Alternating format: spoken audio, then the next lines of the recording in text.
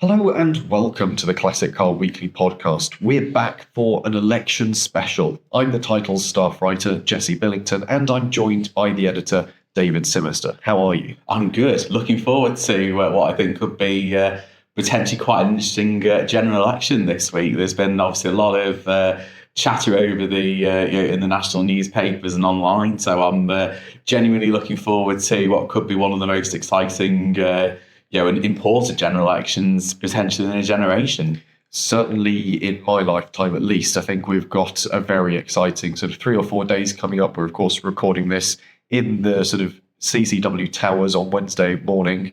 So hopefully this will be out and you'll be able to enjoy this as you go to the polling stations on Thursday. And with the election right around the corner, we've put together some neutral points to bear in mind before you put a tick in any specific box. And we're not going to suggest voting for any specific parties or candidates. Think of this more as just some policies we'd address if we were actually standing. There'll be no microphone muting, there'll be no milkshake throwing here. So obviously, we know the election's around the corner. That's one of the obvious reasons why we've started this podcast and this little conversation. But I think you've got some points as to why we want to really delve into this now, haven't you? Absolutely. So, one of the things that I often, we report on politics quite regularly in Classic Car Weekly, and sometimes we'll get emails to the effect of, this is all about, it's a hobby for me. I don't really want to read about what's happening at Westminster. But actually, the decisions taken in Westminster and Whitehall can have quite a big effect on what happens to the classic car movement. And while we're not going to say today you should vote for any one party in particular, or say that any one party has particular policies that may or may not help classic car enthusiasts. In fact, if anything, most of the manifestos don't have many classic-specific policies in them at this stage, because they're obviously trying to appeal to a much wider part of the electorate. But this is more of a sort of friendly reminder to whoever gets into number 10 on Friday that we are a very significant hobby. We have more than 1.5 million historic vehicles on Britain's roads, and they contribute a significant amount to Britain's economy. So it's just, again, talking about why our hobby is important and how politics can have an impact on them. I think when you put it into the context of, I think as a hobby, we're bigger than fishing and bigger than golf, I want to say as well, possibly. Yes, there was I remember having a conversation with the Wheeler Dealers duo, and again, one of the things that came out of that was that actually Britain's historic vehicle movement is actually a bigger hobby economically than golf is. So, again, massively important to Britain. Yeah, so when you think about all those people that are out on golfing courses, when you sort of drive through the countryside, rolling green hills, and you see people in the far sort of distance with their buggies and bags, you see a lot of them about. Bear in mind, there's more value in classic cars than there is in all of them. So it's a big hobby, and certainly one the government could do with sitting up and listening to for a little bit. And I think we'll delve into some of the points as to why they ought to sit up and listen. I think the first point I'd like to open with is the DVLA Consultation. That's closed now, and the FBHBC have submitted their response, and I hope really that plenty of other classic motorists in the UK have too. The real question I think we ought to ask is, what happens now to all the data they've collected? Well, interestingly, the DVLA is a call to evidence, and this is how the DVLA handles cases involving classic car owners, and it actually closes on the same day as the general election. So this coming Thursday, 4th of July, if you've already been to the polling station or perhaps you're on your way, if you haven't responded yet, there's still time. You can still go into the DVLA's website and respond to that call for evidence. And this is a really big piece of work that's being done to look at how the DVLA responds specifically to cases involving not just classic cars, but historic vehicles. These are the cars that are exempt from taxes, from MOTs, from most city centre emission zones. And the ongoing piece of feedback from the industry, certainly in the time that I've been on Classic Car Weekly, is that historic vehicles might make up a relatively small proportion of the DVLA's casework, but the agency has difficulties in dealing with some of the more nuanced cases involving historic vehicles. So we're talking about things like registering vehicles after registrations. We're talking about changes to vehicles. And we've had quite a big postbag over the years involving classic car owners who've been tying themselves up in knots, going back and forth with the letters and phone calls between themselves and Swansea. Cars have been kept off the road. They've not been put in the correct tax class. All sorts of things, because the problem is the agency doesn't have the expertise in-house to deal with these quite complicated cases. So the FBHVC, this is the Federation of British Historic Vehicle Clubs, and the HCVA, this is the Historic Classic Vehicle Association. They've done a lot of work, these two organisations in particular, in bringing these cases to the attention of MPs. And what they're looking for is for clubs and classic car experts in particular to be much more involved when these cases do pop up, so that we don't end up with cases where classic cars are left off the road. Yeah, I think one of the important things to note about submitting evidence is it's not a long-winded process, but there's a lot of questions. You don't have to answer all of them. Only answer the ones that you sort of had an interaction with, where you've got something to add to it. It still counts towards the overarching sort of pile of evidence. So don't sort of look at it and sort of panic thinking that's a lot to deal with. Answer the bits you know, answer the bits where you've had problems, and get it in. But I think overall we want, once this evidence is collated, whichever party we see sort of take hold of the reins, we want them to sort of sit down with all party group for classic vehicles, isn't it, and sort of the overarching groups, HCVA, FBHVC, and go, right, this is what's been said, how can we do something? I think it's going to be maybe a few months down the line, but we want that to happen, that case of the Transport Secretary sits down and goes, right, what do we need to do now? That's something we want to see happen further down the line. So it's an important starting point, one that is likely going to impact sort of classics of all ages and all sort of genres as well. Absolutely, and this is a really important part of why we're talking about the election today. It's not just about thinking politics doesn't necessarily affect me, my classic car hobby. Actually, what happens in the corridors of Westminster and in the rooms of Whitehall can have a very real impact on how we enjoy our classics as an enthusiast-driven hobby, and also how the wider classic car movement contributes to not only Britain's heritage but also its economy as well. So getting the DVLA is having a wider review at the moment of its activities. This has been going on since last year. This call to evidence is a really important part of it, and it's been many years since the DVLA has really had this much dialogue with the classic car movement. So it's really important that the thousands of people who have already responded to this particular call to evidence, the new people, whoever picks up the keys to number 10 this week, we make sure that is listened to and responded to in due course. I think it's interesting to think of the classic car community is a bit of a windsock for the rest of the motoring community as well. It's a point we'll certainly touch on with one of our later examples, because it's a small population. It's easy to sort of look at it as a whole and get a sort of measure as to what's going on, and then sort of almost extrapolate that out through the rest of the motoring world. We'll definitely get to that later on, but in fact, we'll get to it now, really. Another one of the points is sort of ULEZ, emission zone charging. We've seen this sort of impact younger classics with historic statuses. It's a politically sensitive one. It seems to sort of swing from sort of one side of the scale to the other every now and then. But there's been events that have been impacted by this as well. Absolutely. So, I was reading in some of the tabloids earlier this week about the idea that if Labour get in, there could be nationwide ULEZ zones. I'm not sure that that's necessarily what's going to happen, but it does, again, have an impact on how people enjoy old cars and how they contribute to the nation's heritage. So with most of the city centre emission zones, including the ULEZ zone in London, historic vehicles are exempted, and they have been since those zones have been introduced. But what that does mean is that actually the younger cars that don't quite qualify yet, we're talking about sort of late 80s, 90s cars in particular, and they form a very big part of Britain's classic car movement. They're often being sort of penalised almost for taking part in events in cities, and that has had a genuine impact on some of the long-running events that are held within Britain's cities. So the Bromley pageant, that was called off this year, and they cited ULEZ as being the direct reason why.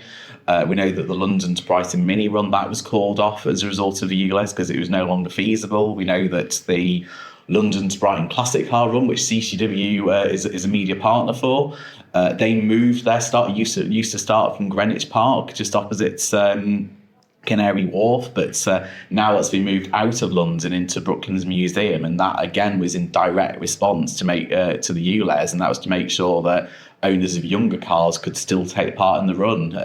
Classics on the Green was another one that was just outside London in Hertfordshire, but again they found that because of the changes to ULEZ, it no longer made that event viable. So again, it does have a genuine impact on the hobby.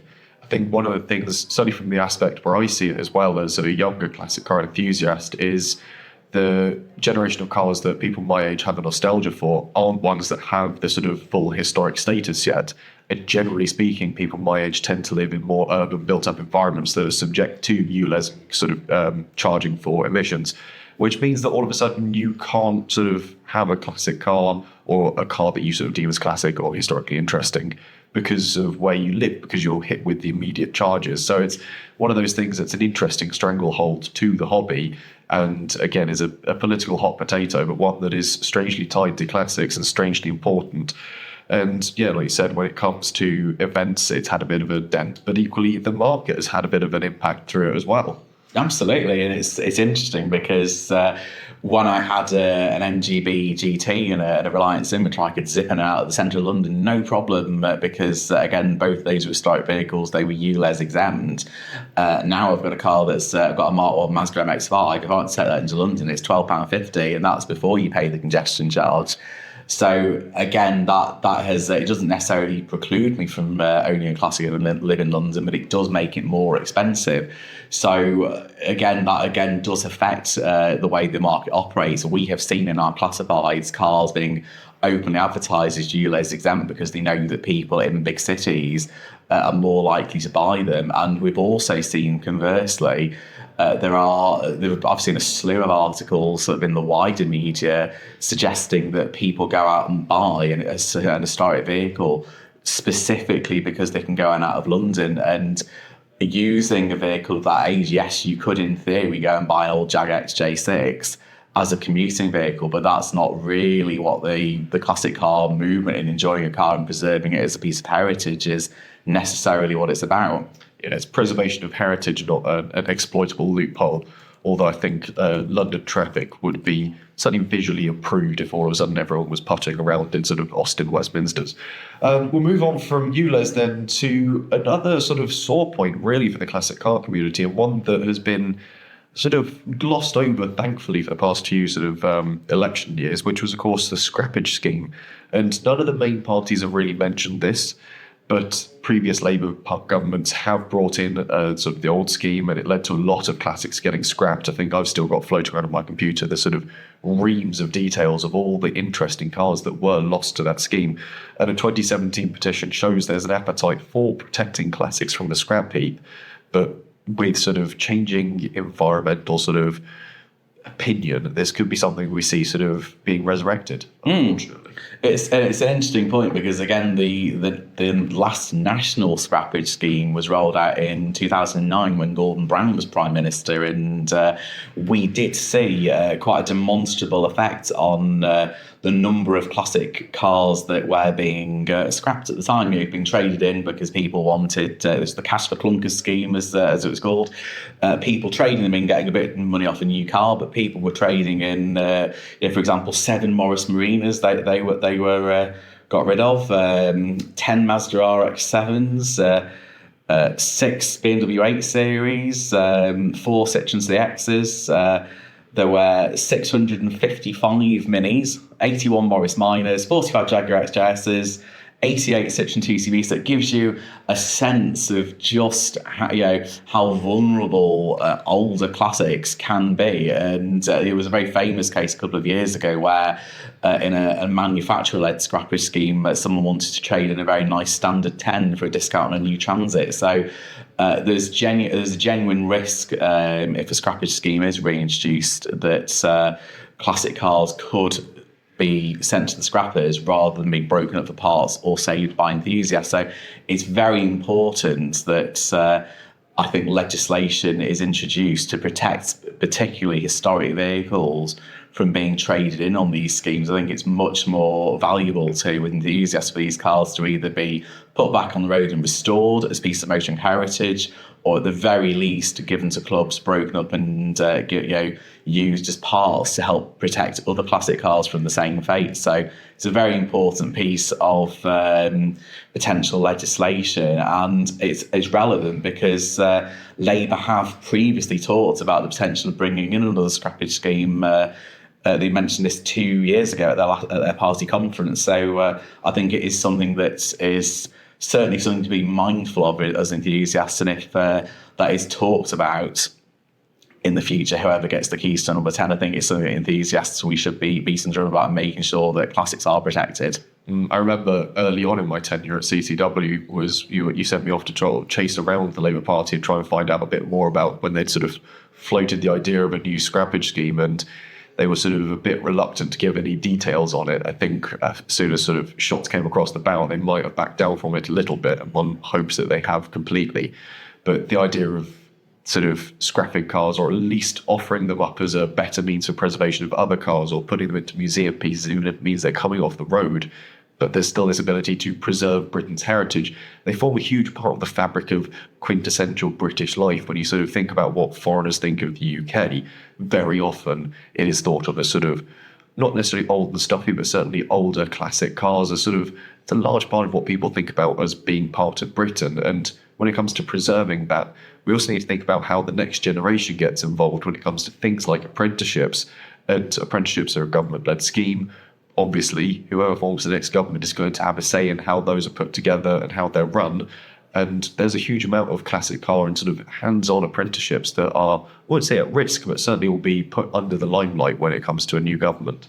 Absolutely, and the historic vehicle movement in the UK supports more than 34,000 jobs, so it's a big contributor to the UK economy. And one of the ongoing issues is the fact that obviously the generation of restorers and specialists and painters and all these other people who are very, very skilled at what they do, they are coming up to the age where a lot of them are retiring. And so one of the big challenges for the classic car movement is finding ways to train up new experts to replace those skills and to do so at a rate where it replaces the rate of those who are retiring. And that's been an ongoing challenge. And certainly a lot of the experts I've spoken to in the industry have said that government's doing more to support apprenticeships, particularly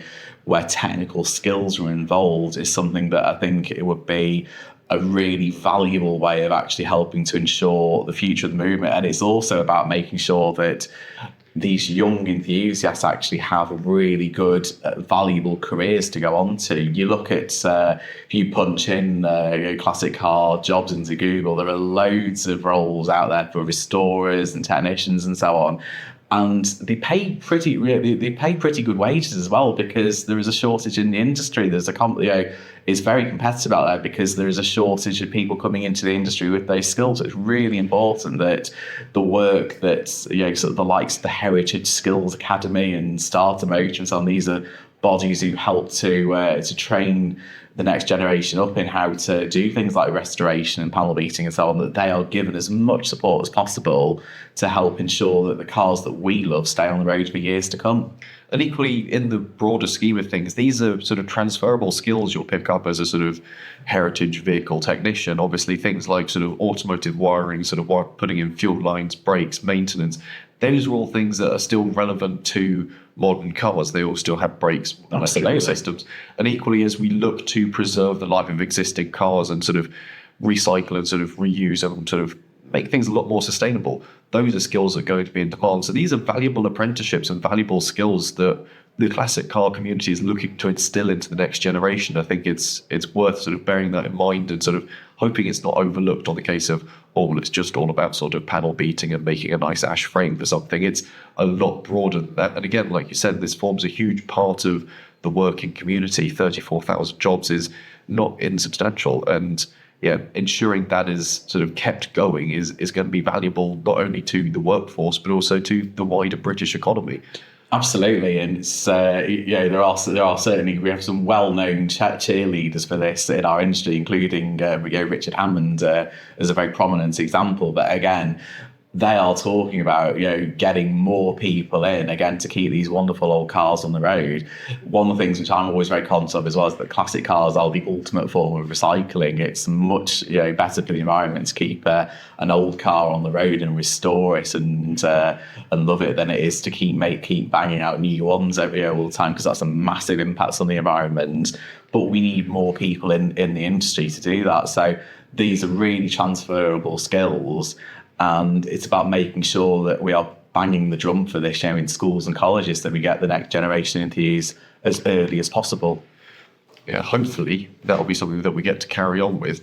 One of the big things that everyone knows with classic cars, we sort of mentioned it with ULEZ, is tax exemption. But equally, there is another level to this, and it's certainly something we mentioned recently. The FBHVC has still got its ambition to roll out a 30-year-old sort of tax exemption, sort of extending it a bit further.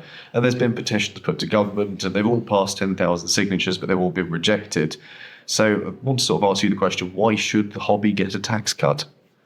So I think it's a difficult and nuanced question, that, but certainly the FBHVC's ambition, not necessarily demand, but ambition, is that eventually classic cars, when they hit the age of 30 years old, should be recognised. Their definition of an historic vehicle is when it reaches the age of 30 years old, and their ambition is that the current rolling tax and MOT exemption is extended to cars that are 30 years old.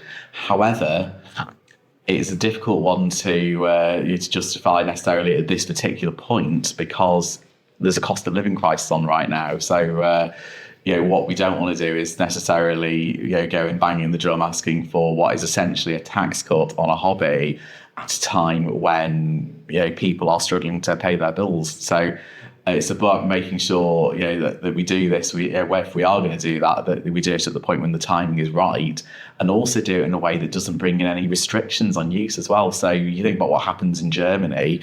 They have an historic class of vehicle as well. But then number plates, for example, will have H on the end of them to designate that they are. So it's a change straight away in the appearance of the vehicle. There are also limitations on condition, on mileage. Also, it's a lot stricter, whereas obviously for us, it's all about making sure that people are free to enjoy these wonderful pieces of motoring heritage as best they can, so they can carry on going to events and so on, so they're not being limited in how they use their classics. There's a lot of important balances really to be struck there. I think it's worth keeping the discussion on that one going forward and keeping things open, and certainly listening to experts within the field, as well as sort of dealing with the people that make the laws, and sort of keeping that conversation flowing is going to be important. So absolutely. Who steps in. And the reintroduction of rolling tax exemption, I think, was a really valuable way of supporting the classic car movement. Helps keep cars on the road. It encourages people to get into the hobby and enjoy sort of younger classic cars as well. I think that's a much better way of doing it than the previous system, where it's cut off before 1st of January 1973. So we've seen a whole tranche of 70s classics over the past decade or so earn their historic stripes, and that's really good, because it now means that they're being cherished and restored in a way that they weren't before. It would be great if at some point in the future we could see cars that are being given that same love and protection when they reach 30 years old, but I appreciate that it is a delicate balance to strike for whoever gets into number 10. Overall, though, I think there's sort of argument for there to be it sort of extended to 30, as it were, is a great side of health for the sort of hobby as it is. It shows that there is this passion for sort of motoring and preservation and keeping things going, which is overall what the sort of hobby is all about. So if that is sort of out there for cars, it's a great sign. But one of the things that we've sort of touched on every now and then, I know certainly when the rollout of E10 arrived, there was a bit of a discussion around this, and this is protection grade fuel. Obviously, classic cars prefer running on E5, slightly lower ethanol content is better for older sort of fuel lines and fuel systems, and equally just for slightly older sort of styles of combustion. It's at the moment only guaranteed on forecourts to 2026. obviously there's a huge amount of sort of business and finance attached to the world of sort of petrol marketing and everything, and prices are set to go up again, unfortunately. But there's a lot of questions around this one as well. Yes, it's when the E10 was rolled, the E10 is 10% ethanol in fuel was rolled out, which is 2021. I think there was concern initially about what would happen to classics that couldn't necessarily run very easily on this higher ethanol petrol, and it was again thanks to lobbying by the likes of the FBHBC. It was great to see that. E5, the lower ethanol petrol, was kept on the forecourts. Usually, when you go and you buy Supreme, sort of premium style petrol, that would usually have the lower ethanol content, which is a really good thing, because it meant that when you pulled in on the forecourt, you had a choice as to what you wanted to do. And it meant that classic cars could carry on being driven around without necessarily needing to change their fuel lines and so on. And when that was rolled out, the status quo was that it would be on sale for at least 5 years.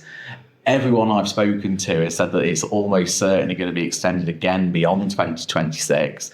But it's something again to be that whoever comes in on Thursday will need to be conscious of. For my money, I think it's well worth keeping E5 in premium grade petrol and keeping the current status quo, because everybody wins. You get the lower emission, the lower carbon emissions from E10 through the vast majority of petrol sales being through the cheaper E10.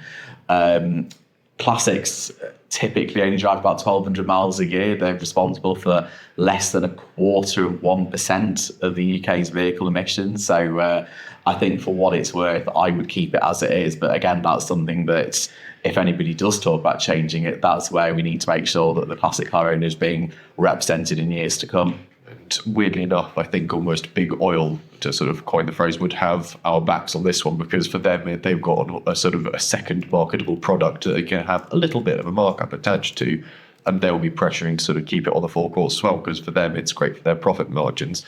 But equally, when we're talking fuels, we're looking for a bit more support for synthetics and sustainable fuels as well. We've seen a great sort of growth in that sector of the market, but nowhere near as big as it needs to be to become quite as mainstream. I think Revival is running it later this year at Goodwood. They've done showcase races previously where it's all been fueled by it, but this year every car that we're taking part in the Revival will be sustainably fueled. We're sort of looking to see something change so everyone can start moving towards that. Yeah, I think that's a really bold step being taken by Goodwood at this year's Revival. Every single car that wobbles through the chicane in the St Mary's Trophy will be doing so on sustainable fuel, which is effectively carbon neutral, which I think is a really important development, because it means that we can enjoy our hobby in a way that we can actually say that we are part of the solution, not be castigated necessarily as part of the problem. So I think that's a really important step. I know that other organisations are doing a lot of work with this. The Vintage Sports Car Club are doing events already, which involve synthetic fuel. Mazda runs the cars and its press fleet on synthetic fuel as well. The problem we have at the moment is that it's still very much work in progress, and the big problem for the likes of you and me is that synthetic fuel currently costs around £4.60 a litre, I believe it is. I know you ran one of Mazda's cars that's for a feature earlier this year in Classic Car Weekly entirely on synthetic fuel, and filling it up wasn't cheap. No, it was well over, I think it was £160 at least for a tank of fuel for a Mazda MX-5. It is not a cheap fuel to use, but ultimately it is well designed and well proven enough that you can drop it into any car. I've run the Mazda on it, I've run a couple of rally cars on it, I've run my personal MG Midget on it as well. I have no qualms using it, and if anything, the cars seem to be a little bit happier on it because it was sort of designed to burn well in an older engine.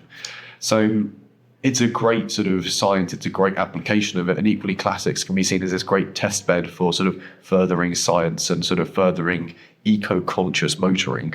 But at the same time, it does need some sort of a reduction in duty, or sort of government support for its development, just to push it that next step along.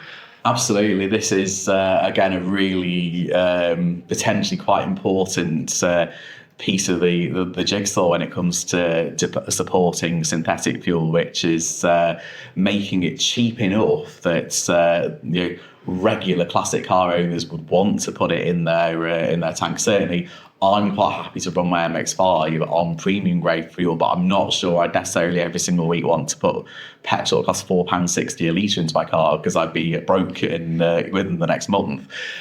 So maybe there's a way of supporting it, maybe cutting the duty or the VAT on it or something, as a way of encouraging and spurring on the development and the take-up of a fuel that's much better for the environment in the long run.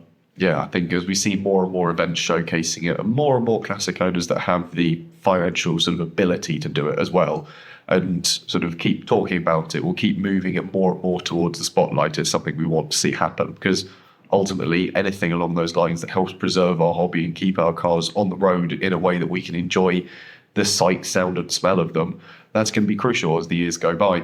But keeping them on the road is going to be an interesting challenge, especially if the roads themselves start changing. And we won't get into a moment about potholes and conditions of tarmac, but more interestingly, the actual technology of the road itself, and smart motorways are a big flaw here. Oh, don't get me started on smart motorways. I think they're an absolutely terrible idea, and virtually every classic car owner and club I've spoken to is with me on this one. I think that the idea of having a 70 mile an hour motorway where there is potentially nowhere at all for you to stop, and this applies to new cars as well, if you get a puncture or an electrical fault or something like that, there's nowhere to stop other than in a live lane of the 70 mile an hour motorway, is absolutely lunatic from my point of view. And we've seen the BBC did that excellent panorama documentary a year or so ago when they showed that actually the camera technology monitoring, it doesn't necessarily pick you up straight away.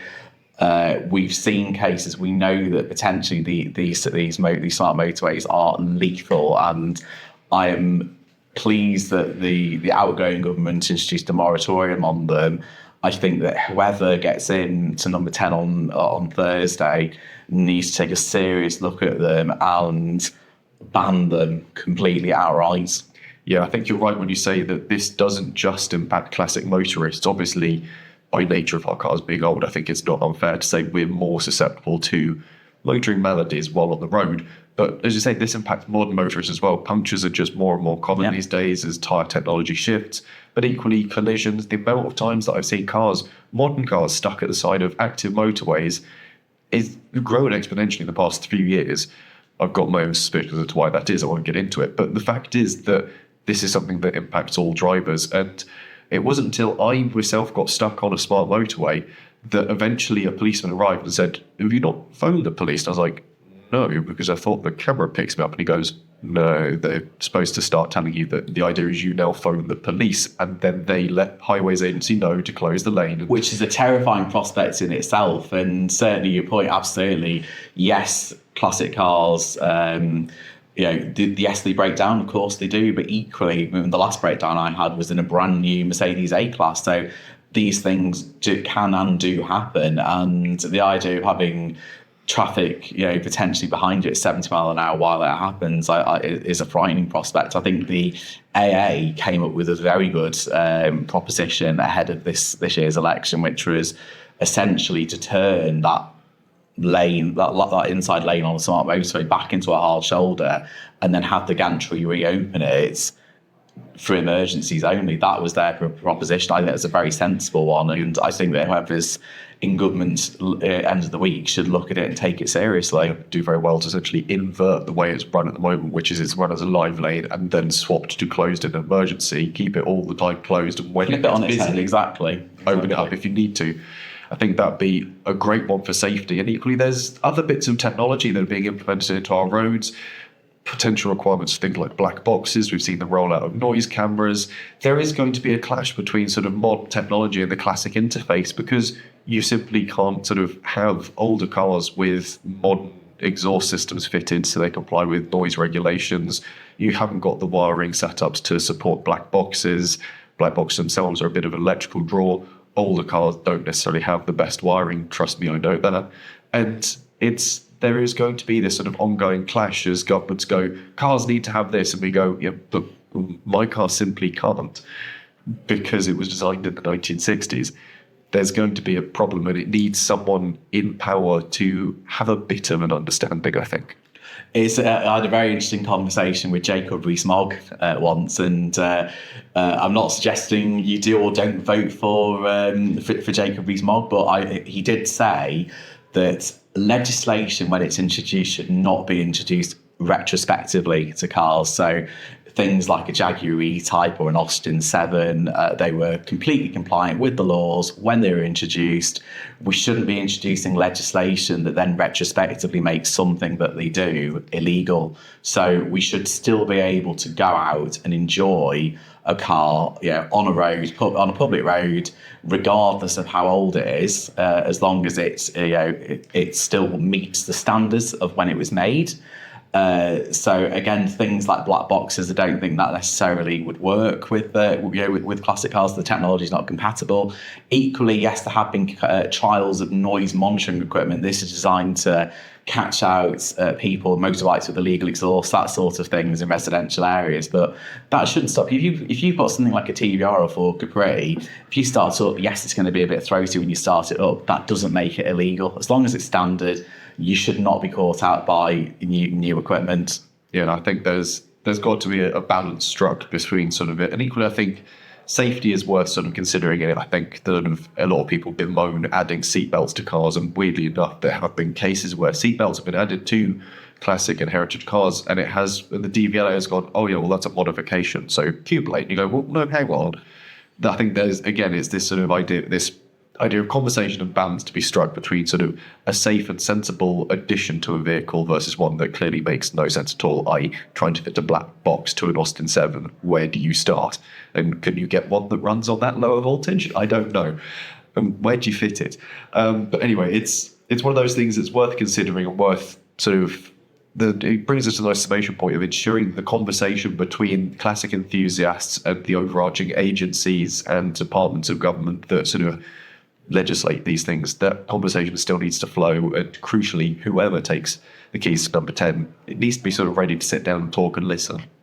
Absolutely, and coming back to the conversations about the DVLA and the great work that's been done, thousands of enthusiasts have shared their views on that. It's that kind of dialogue that needs to carry on. So it's really important that the historic vehicle movement and and the interests of wider, more modern classics as well are listened to by the current government. It's worth remembering that the historic vehicle movement in this country is worth £7.2 billion a year. There are more than 1.5 million historic vehicles on Britain's roads, and they play a hugely important part in the nation's heritage. People go to shows across the country. We know that millions of people go to these events, they look at these cars, they enjoy seeing them, and they have a feel-good factor, and they show, as you mentioned before, visitors to the country what Britain is all about and what makes us tick at the end of the day. It's about showcasing all of that, all the joy of going to an evening meet, of going to car shows, of bringing footfall into city centres, making sure all of that could be safeguarded by whoever has the keys to number 10 at the end of the week. So again, it's all about carrying on talking, making sure enthusiasts are being listened to, and again, respecting the fact that decisions taken in Whitehall and Westminster can have a very real impact on our hobby for years to come. Yeah. I think that brings us to a very nice conclusion, and obviously make sure you get out there, put a tick in a box. It's your sort of right to do so, but bear in mind exactly what, like you said, this is your hobby and it's yours to vote for and protect. So think wisely, and we'll hopefully be back with another podcast soon. We'll try and make this a bit more regular, as it's quite fun sitting down having a proper chat. Absolutely, yeah, definitely. Yeah. So we'll be back, and obviously make sure you picked up the latest issue of Classic Car Weekly to never miss a thing, or even better, subscribe, and free UK delivery, and you'll never miss a copy that way either.